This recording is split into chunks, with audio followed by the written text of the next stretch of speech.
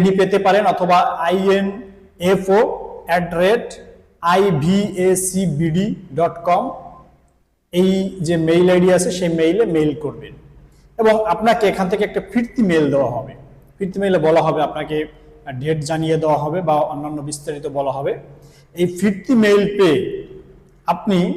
স্বাভাবিকভাবে যে ভিসা জমা দেওয়ার জন্য যে কাগজপত্রগুলো দরকার, অর্থাৎ আপনার যে মূল পাসপোর্ট, তারপরে হচ্ছে 350x350 পিক্সেলের যে রঙিন ছবি, তারপর হচ্ছে আপনার আবাসস্থলের প্রমাণপত্র যেমন এনআইডি কার্ড বা ইউটিলিটি বিল, এরপর পেশার প্রমাণপত্র, চাকরিদাতা হলে বা শিক্ষার্থী হলে তাদের আইডি কার্ড, আর কৃষক হলে